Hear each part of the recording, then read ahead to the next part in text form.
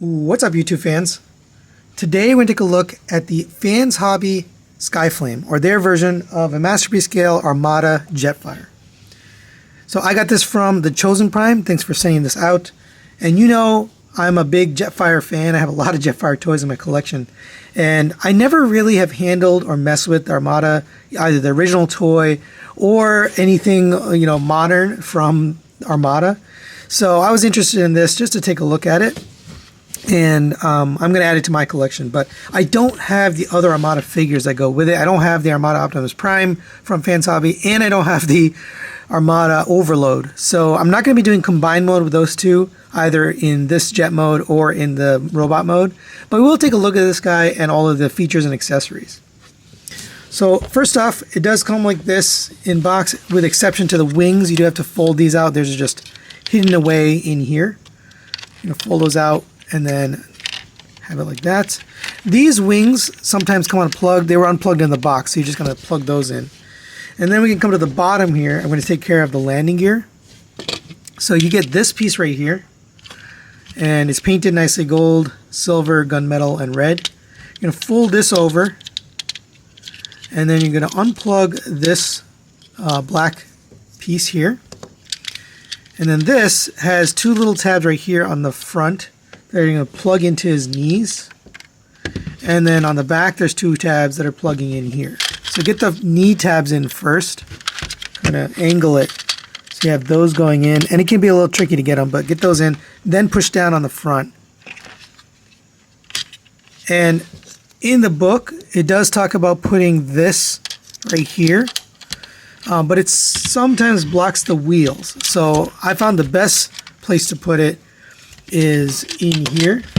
So if you come down here, you can tab this in like this, and it'll sit like that. Then you can plug this in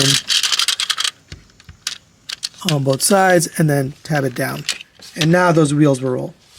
We also need a front landing gear. So we have his Minicon here, and it's got the wheels. Just give you a look at it first. It's got silver paint, red plastic here, blue plastic, and then black tires. It does roll nicely on its own, but it is the landing gear. So there's two little tabs here on the red part that are going to plug into here. It is a firm fit, and sometimes it actually gets stuck in here. So just be forewarned, you might have to pry it out of there with like a spudger or something. But get this plugged in. It does sit firmly in there. And now he's got landing gear. And that's pretty cool. Everything stores, everything works. It is a nice looking jet. Got some nice red and black tampos over here. Red paint, black paint here along the wings. Red here, black here. Nice little details all along. On the back, you have the boosters done in this translucent red. Not a big fan of the translucent red, but I think it's accurate, so I guess I'll give it to him.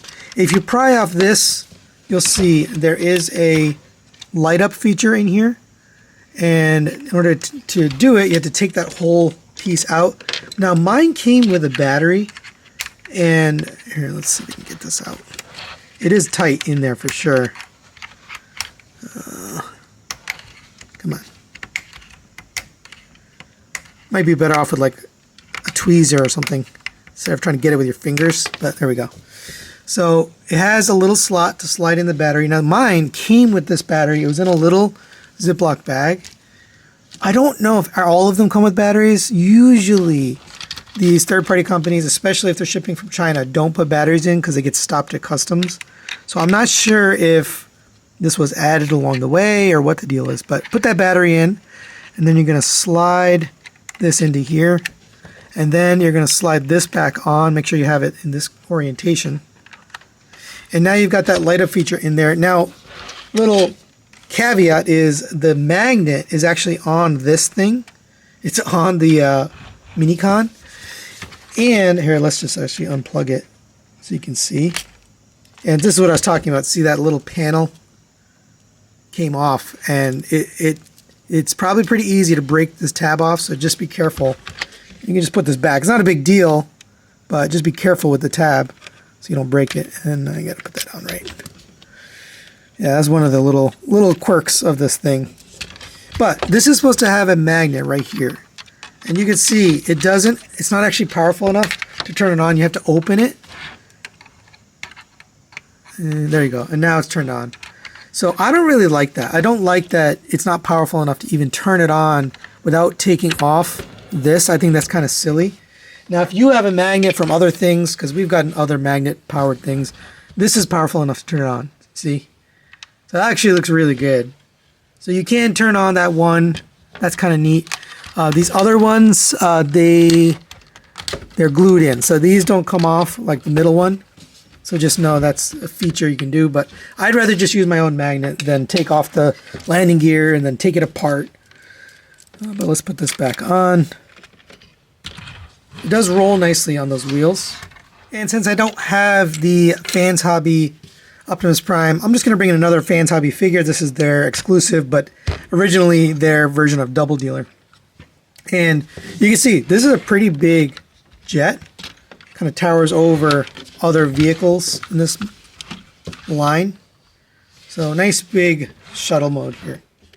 Alright, now let's get him transformed into robot mode. First things, go ahead and remove this. I recommend you pull this off evenly on these two pieces. Same for this, you can pull on the bottom and then on the front. Go ahead and take this, slide that down. We do have to remove this little internal piece. Make sure this gray piece is slid all the way down. That'll allow you to take this and plug this into here. And that's ready, and we can open up this little handle. And that can be a little tricky, so use a spudger, but basically that's ready now to be a shield. So set that aside. And then let's take a look at this guy, and we'll transform him too. But here's how it looks. Not bad. So we're going to unplug it from here. Open that up. We're going to flip the legs around. Flip this around.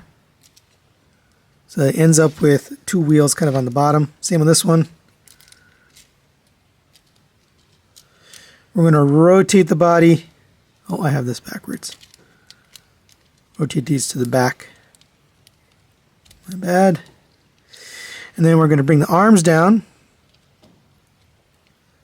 And there you go. There is the Minicon. And he's got a little bit of paint down. They got silver for the eyes, gunmetal for the chest, silver for the gun here. Got this little whatever. Kind of like a satellite or whatever. But he does have rolling legs. Not bad, not bad. So we can set him aside and let's start working on this. First things first, we can actually take out this gun. So just remove this from here and bring down the handle, and then we can set this aside. And now we'll work on this guy. Unplug the wings. It looks like they unplugged themselves. Like I mentioned, there are some things that are a little bit on the loose side on this, so you just have to be aware. Rotate the wings all the way to the front like I just did without telling you. Take the legs, bring these down. You're going to unplug these panels from both sides and then slide them out. They are on sliders, so slide them all the way out. And then just have them angled out of the way. And we're going to take these doors, open these up. This is going to accordion up and then slide forward. Accordion up, slide forward. And you can just leave these out like this for now. The legs are going to collapse here on the thighs, which is actually counterintuitive. I actually thought you'd want to extend the legs for the thighs, but on this particular figure, you collapse them. Come down to here, you're going to rotate the foot down, his sneakers, as I like to call them. And you're going to push up on this centerpiece to produce the top of his foot. And now we've got the legs. We can come to the side and fold in these fins. And there you go, there's the legs all done. So now let's work on the upper body. So come to here, and we're going to pull out on this nose cone. Both sides. These are definitely finicky pieces. I'll talk about it later in robot mode, but get these folded, slide it out, and then get them folded up. Slide it out, fold it up, just so it's out of the way. Next, you come to the bottom. we're going to unplug all of this, pull it out on this slider, and then bring it down. We can come to this side and take care of the arms. So for the arms, just lift up on this panel. It's on a little C-clip. Sometimes it pops off, so try not to pop it off, but slide this down. We're going to rotate the hand out. You have to rotate around this, and there is a flat spot, thanks to MGO for pointing this out, but there's a flat spot where you can actually put it past. You gotta rotate it past this, and it's not easy. It's kind of annoying. So I recommend you rotate it over, and then rotate it out, and it came right out. But on here, you're gonna rotate the hand out and then rotate the hand around, and then this should be in the center of the arm. All right, we'll do it again on this side so you can see it. Rotate this down and rotate this out. Again, making sure you have the flat side rotated up. And you just kind of work it around this edge right here. It's really the only way. It's a tight fit. Slide this out, fold the hand down, rotate it around, and get the arm configured. You're going to slide this down on the slider. All right, so that's kind of the front. Come to the back here, we're going to slide this out. This is going to slide forward. We're going to lift up on the head. You can rotate this around and then go ahead, slide the head forward on this panel. Then I'm going to slide back on this little tab right here. So pull back on this. So it should fill that little hole. Come to the inside here, there's a little panel right here. So push that up and then make its way into the little gap in the front of the head. Next we'll take this and we're going to accordion this up. We're going to slide up on this centerpiece here. So you can see that right there. Make sure that's slid all the way up, because that's what the chest is going to bump into. So there's two tabs right here, and it is tricky. Those two tabs are going to make their way into these two slots. And you're doing it blind, you can't really see what you're doing, but they do have to make it into here. Bring this around. This is going to fold on this joint right here, and then work those two tabs in. Make sure this is out of the way.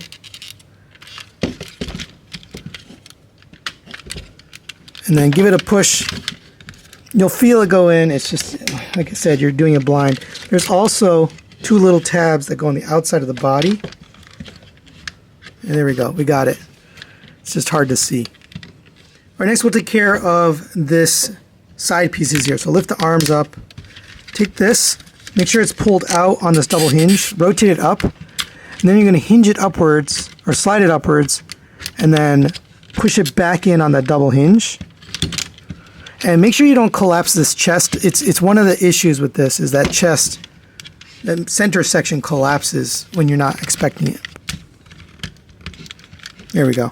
So that's what it should look like. Kind of butted up against his armpit there. Same on this one. Bring this up. Make sure you have it double hinged out, and then slide it up, and then push it in. And the wing should be sitting kind of straight up. Bring the arms down.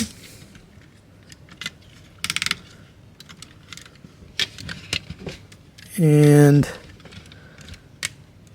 we'll take care of the chest. So here you're just going to double hinge the chest piece out. You can pull on this little piece right here. Slide that out. Slide that out. And come to the back and just make sure you have this piece rotated. And I actually think it could probably just stay like this, to be honest. But the official transformation, you're going to rotate these around, and then they're going to sit on the back. You can kind of slide them in on a double hinge to have them sit on his back like that. And make sure these are slid all the way down. And the last finishing touch, go ahead and accordion this wing in on the double hinge if you haven't already, so it sits flat against these. And one thing I forgot to mention, there is a lock on this leg. So if you don't unlock it, you won't be able to slide it. So I had already unlocked it before. So now that you've slid it down, you can lock it so it doesn't keep sliding up on you. All right, there's Skyflame in robot mode. And I think it does look nice. Let's put the cartoon image there so you can see. They captured the character for sure with a little bit of their own spin on it, so I like that. He does have some goofiness to him. I'm going to talk about that when we get to articulation. But let's just go over some of the details. You got orange, gold, and black paint on the head. Gold and orange paint here. Gold on the shoulders. A little bit of silver and black detail here on the legs. Orange and black here. Silver for the feet, the sneakers, I like to call them. On the back, the backpack has that same detail we saw on the wings and on the shuttle. So not too bad, it's got some nice details on it. Let's go over the articulation. There are some issues with articulation, but the head is on a ball joint, so you get forward down to there, back up to there. You get side-to-side movement, and it rotates all the way around. The wings can be adjusted. I like to have them in a little bit. I think the default or the standard is had it like that. I like to put them in like one click, so they're kind of rotated in just a bit. These side pieces like to come off easily, and then they just get in the way. But coming to the arms, you have a rotation here all the way around on a ratchet. You have this inner shoulder piece that has 2 ratchet clicks, and then outer shoulder piece. So with both combined, you can get it up to there. It does sometimes undo his chest, which is a real irritation with this figure. Just articulating him will cause him to come out. You can just push it back in, but I don't understand why they designed it like that. It should have securely fastened to the back here. Continuing down, and yeah, things just kind of knock each other out. You have a rotation here at the elbow, 90-degree bend at the elbow. You have rotation at the wrist.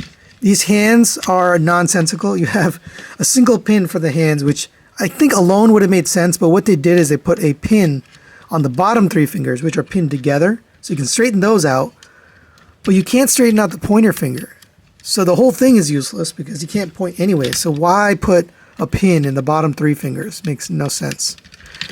Coming down to the waist, you have no waist swivel, no ab crunch, and like I mentioned, this chest is constantly coming out. It's coming unpegged.